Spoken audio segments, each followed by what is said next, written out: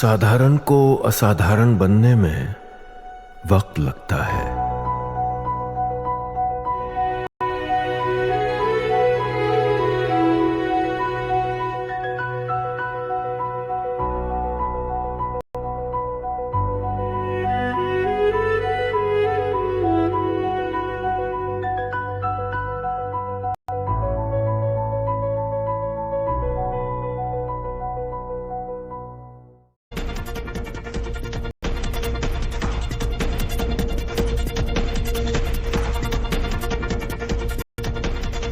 और अब prime eight 4, बहुत स्वागत है आपका। नमस्कार, आपके साथ मैं हूं दिनेश गौतम। आइए आपको बहुत जल्दी से बताता हूं आज प्राइम एट 4 क्या खास लाया है आपके लिए। महाराष्ट्र के बाद कर्नाटक में वोटों की चोरी, दावा राहुल गांधी का है। क्या है ये नई थ्योरी, आपके सामने पूरी बात रखूंगा। बिहार विधानसभा में आज गजब ही हो गया। बवाल इतना कि स्पीकर ने कुर्सी छोड़ दी।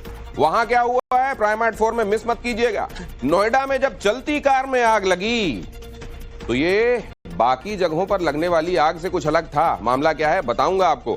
और बात मानसून की भी होगी, जो सिर्फ पहाड़ों पर ही नहीं मैदानों पर भी कहर बरपा हो गया है। दिल्ली मुंबई से ग्राउंड रिपोर्ट। पहाड़ों में तो लगातार पहाड़ों का दरकाव और लोगों के लिए मुसीबतें हम आपको बता रहे हैं। यहां देखिएगा क्या हुआ है। लेकिन पहले जरा ये मानसून सत्र के तीसरे दिन विधानसभा में जमकर बवाल हुआ। ऐसे हालात बन गए कि नाराज स्पीकर ने विधानसभा की कार्यवाही स्थगित कर दी। कार्यवाही शुरू होने के फौरन बाद तेजस्वी यादव ने सदन में वोटर वेरिफिकेशन का मुद्दा एक बार फिर उठाया। इसी दौरान नीतीश कुमार भी उठे और तेजस्वी यादव को जवाब देने के साथ साथ उनके पिता लालू यादव और राबड़ी देवी पर भी सियासी हमला बोल दिया और इसके बाद सदन में जमकर हंगामा होने लगा। इस दौरान deputy CM Vijay Sinha, RJD विधायक भाई वीरेंद्र में नोकझोंक हो गई और फिर मामला बिगड़ता चला गया। ऐसे में भाई वीरेंद्र ने तो यहां तक कह दिया कि बिहार विधानसभा किसी के बाप का नहीं। बैठिए, अपने स्थान पर बैठिए। वीरेंद्र जी सुना मेरी आप? नहीं, ये गलत बात है, ये गलत बात है। बैठिए आप। वीरेंद्र जी निकाल बाहर करेंगे आपको हम। अगर आप मना करिए तो निकाल बाहर करेंगे हम। ये तरीका नहीं है। ये तरीका हो सकता है क्या? ये कौन तरीका हो सकता है? आप क्षमा मांगे पर नहीं, क्षमा मंगवाइए। नेता विरोधी क्षमा मंगवाइए तब होगा। नहीं तो हाउस नहीं चलेगा। आप क्षमा मंगवाइए पर नहीं, ये शब्द नहीं चलेगा।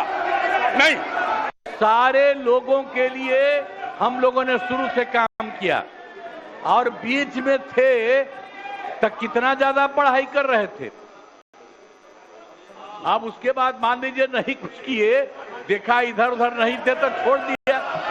अब सुनिए, अरे छोड़ो ना, जाके चुनाव लड़ोगे, सबको अधिकार है चुनाव लड़ने का। लेकिन हम लोगों ने जितना काम किया है और उसी को लेकर के सब जगह चुनाव में जाएंगे और एक एक बात बता देंगे। और पहले कुछ था, अरे भाई जानते हो बच्चा न हो, अरे तुम तो बहुत बच्चे न थे।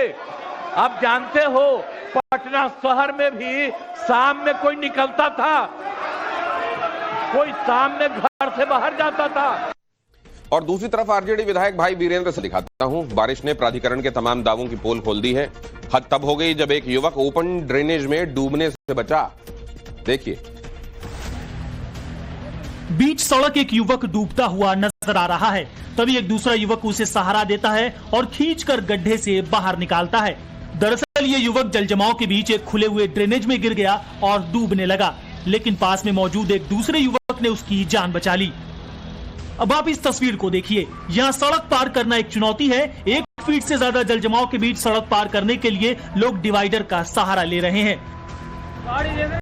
इन तस्वीरों को देखकर आप हालात का अंदाजा लगा सकते हैं। पहले ई रिक्शा जलजमाव में आराम से चलता हुआ नजर आता है और फिर बंद पड़ जाता है, जिसके बाद ड्राइवर ई रिक्शा को धक्का मारकर किनारे लगाने की कोशिश करता है। बाइक सवार बंद पड़ी बाइक को धक्के लगा रहा है। यह तस्वीरें नोएडा के सेक्टर 62 की हैं, जहां मूसलाधार बारिश के बाद प्राधिकरण के तमाम दावों की पोल खुल गई।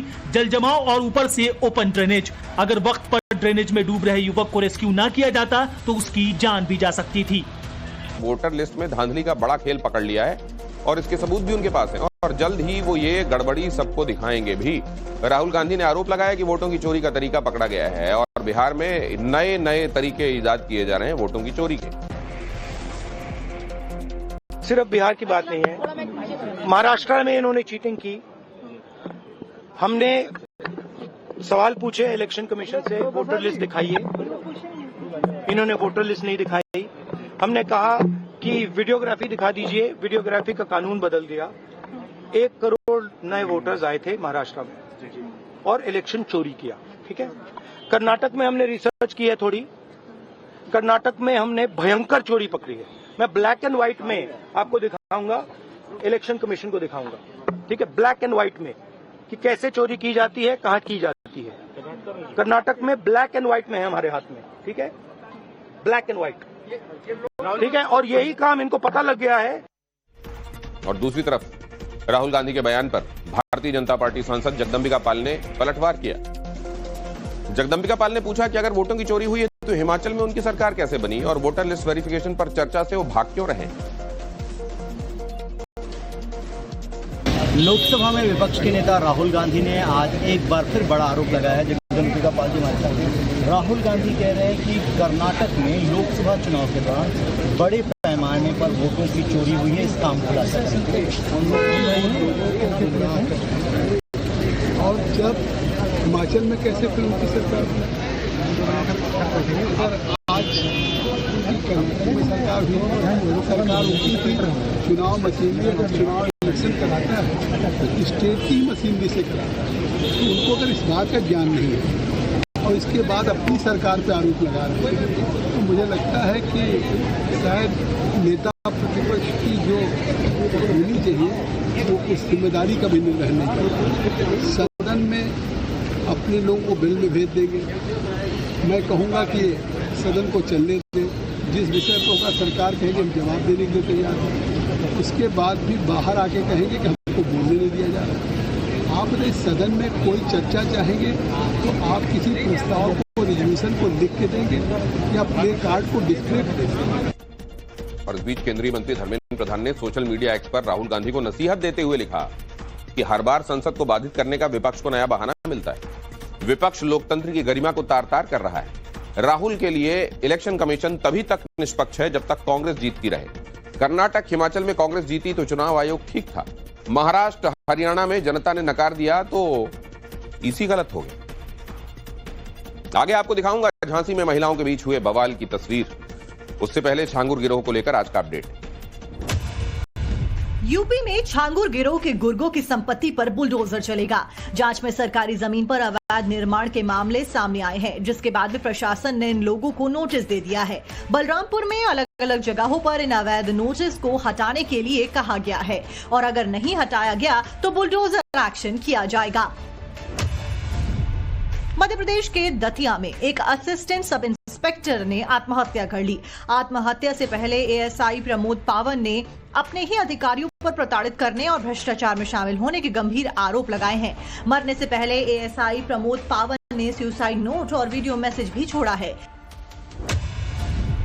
यूपी के फिरोजाबाद में एनकाउंटर के बाद में पुलिस ने एक लुटेरे को गिरफ्तार किया है। पुलिस की क्रॉस फायरिंग में बदमाश के पैर में गोली लगी। आरोपी के पास से लूटे हुए रुपए और एक देसी तमंचा भी बरामद किया गया है। बताया जा रहा है कि चेकिंग के दौरान आरोपी ने फायरिंग कर दी थी, जिसके बाद जवाबी कार्रवाई की गई। पंजाब के फिरोजपुर में बीएसएफ ने पाकिस्तान बॉर्डर से 2 तस्करों को गिरफ्तार किया है। इन लोगों के पास से सीमा पार से भेजी गई हेरोइन और 2 ड्रोन्स बरामद किए गए हैं। बीती रात बीएसएफ ने खुफिया जानकारी के बाद में इन लोगों को फिरोजपुर के दोना मत्तर गांव से गिरफ्तार किया है। गाजियाबाद में पुलिस ने वांटेड गैंगस्टर को एनकाउंटर के बाद में गिरफ्तार कर लिया है। ये गिरफ्तारी टीला मोड़ इलाके से की गई है। आरोपी के पास से एक तमंचा, एक कारतूस और दिल्ली के हर्ष विहार से चोरी की गई एक बाइक भी बरामद की गई है। आरोपी पर पहले से ही चोरी और लूटपाट के कई मामले दर्ज हैं। यूपी के झांसी में जमीन को लेकर महिलाओं के बीच में मारपीट हुई। मारपीट का ये वीडियो अब तेजी से सर्कुलेट। बड़े जाट नेता हैं जिनका सफाया बीजेपी ने किया और शायद बीजेपी को जाट नेताओं पर विश्वास नहीं है। और समाजवादी पार्टी के मुखिया अखिलेश यादव ने कल दिल्ली में संसद भवन के परिसर में मस्जिद में बैठक की थी, लेकिन अब यह बैठक सियासी मुद्दा बन गई। बीजेपी के अल्पसंख्यक मोर्चा ने आरोप लगाया है कि अखिलेश यादव ने मस्जिद को समाजवादी पार्टी का दफ्तर बना लिया है। बीजेपी के इसी हमले के बाद अखिलेश यादव ने पलटवार किया। अखिलेश यादव ने बीजेपी को जवाब देते हुए कहा कि आस्था जोड़ती है और जो आस्था जोड़ने का काम करती है हम उसके साथ हैं। बीजेपी पर हमला करते हुए अखिलेश ने कहा कि बीजेपी धर्म पर राजनीति करती है। अखिलेश यादव जी मस्जिद में जाके बैठक लिए हैं, वो दर्शाने की कोशिश कर रहे हैं। इंडी गठबंधन में होड़ लगी हुई है, मुसलमानों के करीबी कौन, मुसलमानों का सबसे बड़ा पैरोकार कौन, चाहे राहुल गांधी अखिलेश यादव में हो चाहे अन्य राजनीतिक दलों में। तो ये होड़ लगी हुई है, लेकिन ये दुर्भाग्यपूर्ण है अखिलेश यादव की जुबान छांगुर पर क्यों नहीं खुलता। मैं केवल इतना जानता हूं कि आस्था जोड़ती है। किसी भी धर्म या कोई आस्था है वो आस्था जोड़ती है, और जो आस्था जोड़ने का काम करती है हम उसके साथ हैं। बीजेपी को यही तकलीफ है कि कोई जुड़े नहीं, दूरियां बनी रहें। तो आस्था जोड़ने का काम करती है और इसलिए हम लोग हर आस्था पर आस्था रखते हैं। अब बीजेपी के कहने से, अब बीजेपी को मीठे से तकलीफ होगी तो मीठा छोड़ देंगे। बीजेपी कहेगी नमकीन खाइए तो नमकीन खाएंगे क्या? तो बीजेपी क्या कर रही है, बीजेपी को आप भी जानते हो, बीजेपी को आप सब जानते हो। बीजेपी का हथियार ही धर्म है। और जनसुराज पार्टी के संस्थापक प्रशांत किशोर ने सीएम नीतीश कुमार के आवास को घेरने के लिए कहा है। धरना प्रदर्शन कर रहे प्रशांत किशोर ने कहा है कि सरकार ने उनकी मांगों पर विचार करने के लिए 7 दिन का समय लिया है और अगर 7 दिनों में ये सब माना नहीं गया तो आंदोलन होगा और एक अणे मार्ग का घेराव किया जाएगा। प्रशांत किशोर की पार्टी ने पूछा है कि सरकार की घोषणा के बावजूद गरीब परिवारों को रोजगार के लिए 2 लाख रुपए क्यों नहीं दिए और दलित भूमिहीन परिवारों को 3 डिसमिल जमीन क्यों नहीं मिली। सचिव ने सरकार की ओर से कहा है कि 7 दिन के अंदर मुख्यमंत्री से जनसुराज की जो डिमांड है उस पर बात करके 7 दिन के अंदर सकारात्मक उत्तर देंगे। अगर वो नहीं होगा तो मैंने अभी घोषणा की है मुख्यमंत्री को उनके आवास में घेर दिया जाएगा। लेकिन जिस तरह से लाठीचार्ज किया गया प्रशांत जी, कोई लाठीचार्ज, एक लड़के पर गलती से पुलिस ने तो उससे कोई फर्क नहीं यार। हम यहाँ 2 घंटा से बैठे हुए हैं, पुलिस से हमारी कोई लड़ाई नहीं है। हमारी लड़ाई पुलिस से नहीं है, पुलिस से लड़ाई नहीं है। और अब आपको एक ऐसी तस्वीर दिखाता हूं जिसकी चर्चा बहुत हो रही है। दिल्ली की सीएम रेखा गुप्ता ने इस बार अपना जन्मदिन एक खास अंदाज में मनाया। उन्होंने अपना बर्थडे दिव्यांग बच्चों के साथ सेलिब्रेट किया। इस दौरान मुख्यमंत्री रेखा गुप्ता बच्चों से मिलकर भावुक भी दिखाई दी। आमतौर पर वीआईपी लोगों के जन्मदिन पर भारी भीड़ होती है। हजारों लोग बधाई देने पहुंचते हैं। नेता से लेकर समर्थकों तक का तांता लगा रहता है। लेकिन दिल्ली की मुख्यमंत्री रेखा गुप्ता ने अपना जन्मदिन सबसे हटकर मनाया। रेखा गुप्ता ने मुख्यमंत्री जन सेवा सदन में दिव्यांग बच्चों के साथ अपना जन्मदिन मनाया। इस दौरान जब बच्चों ने उनके लिए गाना गाया कि दीदी तुम जियो हजारों साल, तो वो भावुक हो गई। रेखा गुप्ता के जन्मदिन के मौके की तस्वीरें अब सोशल मीडिया पर वायरल हो रही हैं, जिसमें सीएम रेखा गुप्ता बच्चों के साथ केक काटती और बच्चों को दुलार करती हुई नजर आ रही है। साथ ही उन्होंने बच्चों के साथ ढेर सारी बातें की और उनके सुख दुख को जाना। सीएम रेखा गुप्ता ने खुद भी ये वीडियो सोशल मीडिया पर शेयर किया है, जहां पर लोग उनकी संवेदनशील छवि की जमकर तारीफ कर रहे हैं। एंटरटेनमेंट वर्ल्ड में क्या खास हुआ वो भी तो देखिए। राशा थडानी भले ही अपनी पहली फिल्म से ऑडियंस को इम्प्रेस ना कर पाई हो, लेकिन रवीना की ये लाडली अपने किलर लुक्स और खूबसूरत